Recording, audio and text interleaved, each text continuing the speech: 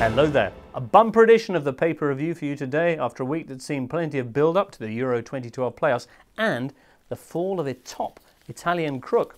Well, two, come to think of it. The one we're concerned with, though, is this fellow here, Luciano Moggi, the cigar-smoking, jewellery-jangling fixer at the heart of the long-running Italian favourite Calciopoli.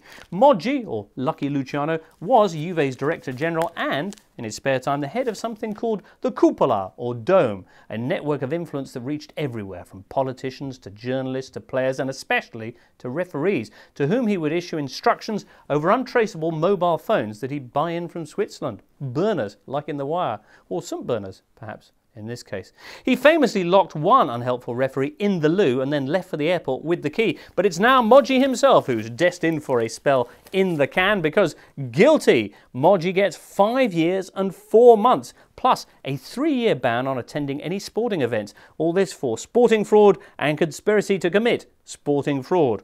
In other news down here, Berlusconi resigns. They're like London buses, eh? Now, hang on, James, you may say. Didn't they already do the Calciopoli trial? Well, yes, but that was in a sporting court, whereas this is in criminal proceedings. So where in 2006 clubs like Milan, Fiorentina and Lazio were docked points and Juve relegated, now Fiorentina and Lazio's presidents have found themselves with jail terms. And Lazio's man stripped of his place too on the league council. Well, Italian club owners in the nick. You're thinking, at least they're famous for keeping it tight at the back. But of course, they're unlikely to actually do too much time in stir because first of all, the court have to publish the judge's deliberations, which will take 90 days, and then we'll start a pretty endless series of appeals. In the meantime, though, there's been a reaction of relief and indeed liberation from the papers. Let's see, editorials in La Repubblica, let that be finished. Corriere della Sera here. Let's all turn the page, a bit counterproductive that in an editorial, and Gazzetta dello Sport, let's get back to football knowing that now we've cleaned it up. Also though, the Corriere della Sera issue a warning. Juve fans, they say, will never accept this verdict, and indeed Juventus, the club, who've long dubbed this scandal far soppily, continue to petition the Italian FA, asking for them to give them back the 2 titles they were stripped of back in the original sporting trial. Juve have even petitioned UEFA to ban Inter, who they claim framed them, from the Champions League. UEFA said no, but perhaps if Juve got their Prime Minister to write a nice letter. Eh?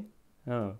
Well, Juve even claimed that this week's verdict, let's find it in here, in which their former Director General got sent down for massive crookery, strengthened their case. Here we go. Moggi gets condemned, but we didn't, say Juve. We're extraneous to the fact. A view of the case which left even Moggi himself dumbfounded.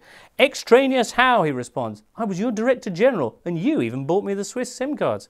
Well, fascinating case, that one. Now, elsewhere in the week's news and also in Italy, 2 more managers have been fired. That takes our total for the season to 7. The latest being Sinisa Mihajlovic at Fiorentina. Bet he was spitting. And at Cagliari, Massimo Figurenti. But we're 9th in the table, exclaimed Figurenti when he was given the news. I guess the owner just didn't like me. Well, don't take it too personally, because he, Massimo Cellino, just doesn't like anyone. After all, as La Repubblica was listing this week, he's already fired another manager, the former Italy boss Roberto Donadoni, already this season, and he now has a proud tally of 33 coaches axed in just 20 years.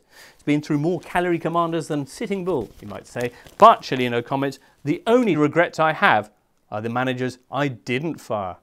Marvellous. Now, some non-Italian news. Well, in Germany, Bild revealed that Brugge haven't hired Steve McClaren, but Christoph Daum, or third choice Christoph, as he'll now be known. You'll remember Daum, a former Bundesliga high flyer in a very real sense, who famously got fired by Bayer Leverkusen after his hair tested positive for cocaine. Gesundheit, Christoph. But that's not what they mean by blow-dried.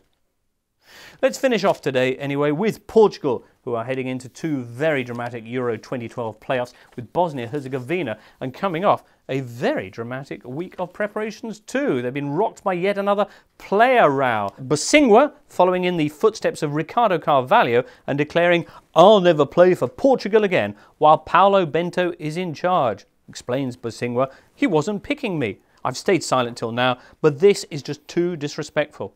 Well, the rest of the team don't seem unduly affected by his decision. Helder Postiga commented here, we're more bothered about the weather.